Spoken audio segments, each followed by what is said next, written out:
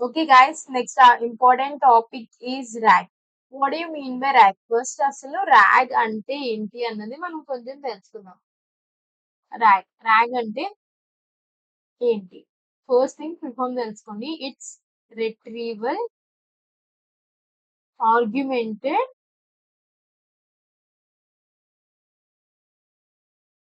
Generation అన్నమాట.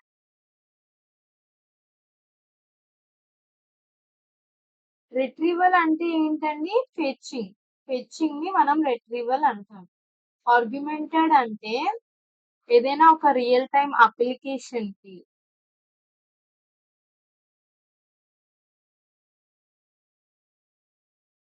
Adding a top layer అన్నమాట. Adding a top layer. So మీకు augment like AR idea ఉందా? If you got this you will get it. First thing AR.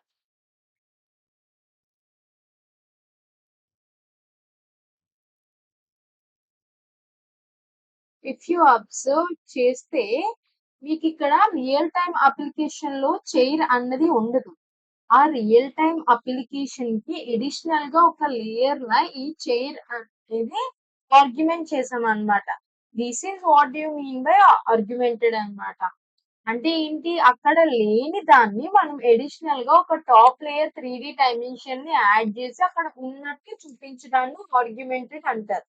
So coming to rag, generation అంటే ఏంటి? Output generate చేయడం. So first thing మీకు తెలియాల్సింది LLMs యొక్క limitations తెలిస్తే అసలు rag ఎందుకు ఇంపార్టెంట్ అన్నది అర్థమవుతుంది. కమింగ్ టు ఎల్ఎల్ఎంస్ యొక్క లిమిటేషన్స్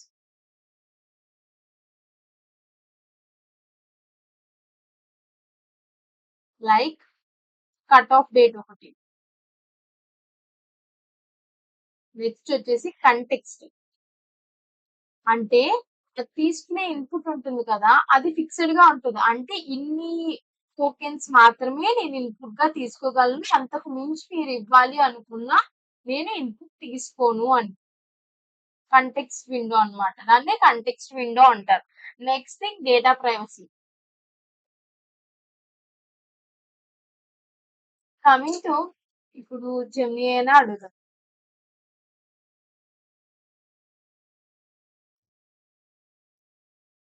ఓకే, జెమినీ అయినా అడుగుదాం. ఏంటి, what is your cut off date అని అడుగుదాం.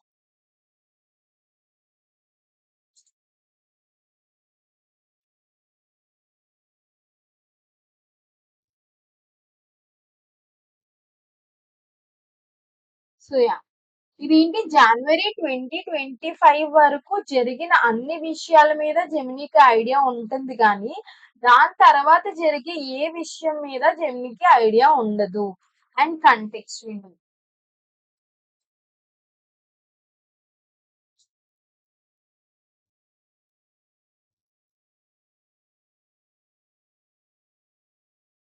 సో అక్కడ చూసారు కదా, నెంబర్ ఆఫ్ టోకెన్స్ ఉన్నాయి కదా, ఆ టోకెన్ లోపు నువ్వు ఇన్పుట్ ఇస్తే నీకు అది తీసుకు. బట్ ఇఫ్ ఆ మోర్ దెన్ ఆ టోకెన్స్ కన్నా నువ్వు ఎక్కువ ఇన్పుట్ ఇవ్వాలి అనుకుంటే నీకు నీ ఎల్ఎల్ఎం మోడల్ అనేది తీసుకోలేదన్నమాట. That is the main disadvantage. ఇంకో విషయంకి వచ్చేసరికి డేటా ప్రైవసీ. ఓకే, ఇప్పుడు నువ్వు నేను వాడుతున్నా, మన ఇద్దరికి అదే ప్రాబ్లం ఉండదు. అదే ఏదైనా ఒక లార్జ్ కంపెనీ ఎల్ఎల్ఎం మోడల్ ని వాడుతుంది అంటే వాళ్ళకి డేటా ప్రైవసీ అన్నది వెరీ ఇంపార్టెంట్ థింగ్ అన్నమాట. ఎంత సెక్యూర్డ్ ఎన్క్రిప్టెడ్ ఇవన్నీ చెప్పినా సరే మన డేటాని, మన కంపెనీలో ఉన్న డేటాని మనం వేరే మోడల్ కి ఎలా ఇస్తాము, అంత నార్మల్ గా ఇవ్వలేం కదా. సో డేటా ప్రైవసీ కన్సర్న్స్ అనేవి ఖచ్చితంగా ఉంటాయి. సో వీటిని అవాయిడ్ చేయడానికి మనకి ర్యాగ్ అన్నది పనికొస్తుంది. సో ఇప్పుడు ఏంటి, ఇప్పుడు ఫస్ట్ సపోజ్ సంథింగ్ ఏదో మ్యాచ్ జరిగింది ఈ రోజు. సో ఈ మ్యాచ్ యొక్క కమెంటరీ మీ దగ్గర ఉంది. కమెంటరీ ఒక PDF something, PDF file, CSV something ఏదో నీ దగ్గర ఉంది. యూ వాంట్ టు అంటే ఒక క్రికెటర్ ఎన్ని రన్స్ కొట్టాడు అని నువ్వు తెలుసుకోవాలనుకున్నావు. లేదా ఎవరు winner anything you wanted to. So, ఈ ఎక్స్‌టర్నల్ డేటా ఏదైతే ఉందో దాన్ని రిట్రీవ్ చేసి అంటే ఏంటి ఫెచ్ చేసి దానికి మనం ప్రాంప్ట్ ఇస్తామన్నమాట. సో, ప్రాంప్ట్ ద్వారా ఆర్గ్యుమెంట్ అన్ని 2 కలిపి మనకి అవుట్‌పుట్ అనేది వస్తుంది. అంటే నథింగ్ బట్ ఏంటి మనమిక్కడ ఏం చేస్తున్నాము దానికి ఎక్స్టర్నల్ డేటాని ప్లస్ ప్రాంప్ట్‌ని ఇస్తాము. ఆ రెండిటిని యూజ్ చేసుకొని అది అవుట్‌పుట్ అన్నది జనరేట్ చేస్తుంది. Okay. So, this is how rags works అన్నమాట. ఫస్ట్ థింగ్ రాగ్స్‌లోకొచ్చేసరికి ఓకే. ఈ ఎక్స్టర్నల్ డేటా ఏంటి ప్రెజెంటబులే కదా! ఆల్రెడీ ఎగ్జిస్ట్ అయ్యి ఉన్న డేటా అంటే కట్ ఆఫ్ డేట్ తర్వాత నీ దగ్గర ఉన్న డేటాని ఇస్తావు. ప్లస్ అదే విధంగా ప్రాంప్ట్ ఇస్తావు. దాన్ని బట్టి అవుట్‌పుట్ అనేది జనరేట్ అవుతది. సో, దాన్ని నువ్వు యూజ్ చేసుకుంటావు. So, first thing fetching. ఇప్పుడు నువ్వు డేటా దానికివ్వాలి. నువ్వు డేటా ఇస్తున్నావు అంటే అది పీడీఎఫ్ ఫైల్ అయ్యుండొచ్చు. వెబ్ పేజ్ అయ్యుండొచ్చు. సీఎస్‌వి ఫైల్ అయ్యుండొచ్చు. టెక్స్ట్ ఫైల్ అయ్యుండొచ్చు.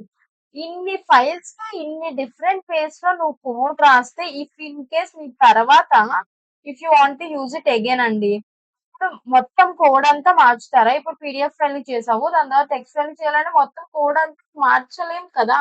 సో, అందుకని ఇక్కడ ఏం చేస్తామంటే ఫస్ట్ థింగ్‌ని దీన్ని లోడ్ చేస్తాం.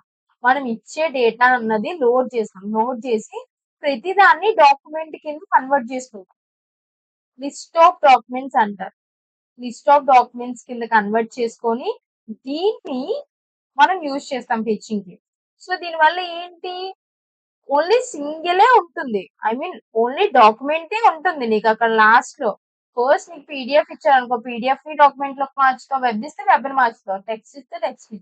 అలాగా ఈ డాక్యుమెంట్ లోడర్స్‌ని మనం వాడతామనమాట. This is all about document loader. So, ఇప్పుడు మనం దేనికి వాడతామండి?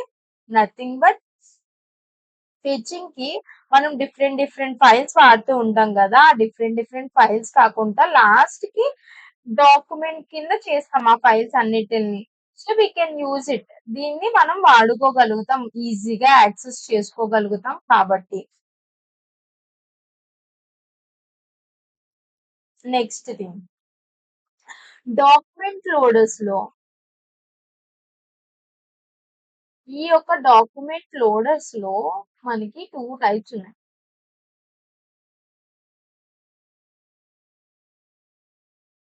ఫస్ట్ వచ్చేసి మెటాడేటా అండ్ సెకండ్ వన్ వచ్చేసి కంటెంట్. అంటే metadata is nothing but data about data అంటారనమాట దీన్ని. అంటే data about data. Nothing but metadata అంటే ఏంటి అంటే ఇప్పుడు నువ్వు సంథింగ్ ఏదో సోర్స్ నుంచి నువ్వు ఇచ్చావు కదా! ఆ ఫైల్ గురించి అంటే ఎక్కడి నుంచి వచ్చింది? నువ్వు ఇచ్చిన డేటా యొక్క ఎక్స్‌టర్నల్‌గా ఐ మీన్ అది ఎక్కడి నుంచి వచ్చింది? దీని ఫైల్ సైజ్ ఎంత అన్నమాట. దాని యొక్క డేటా ఇస్తుందన్నమాట. నువ్వు ఇచ్చిన డేటా యొక్క డేటాని ఇవ్వడాన్నే మెటాడేటా అంటారు. కంటెంట్ ఏంటి ఏంటి నువ్వు ఇచ్చిన ఫైల్‌లో ఉన్న కంటెంట్ అన్నమాట. So, this is all about the document loaders. మనకి డాక్యుమెంట్ లోడర్స్‌లో టెక్స్ట్ లోడర్ ఉంటుంది.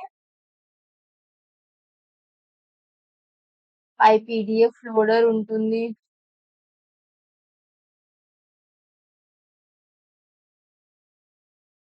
సీఎస్‌వి లోడర్ ఉంటుంది.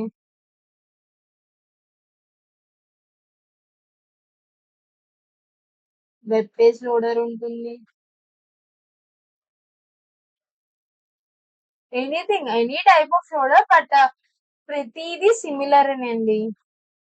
మనం జస్ట్ ఎలా పాస్ చేస్తున్నాం మనకు కావాల్సిన ఫైల్‌ని అది ఎలా లోడ్ చేసుకుంటున్నాం అన్నదే matter. So, first thing text loader గురించి మాట్లాడుకుందాం.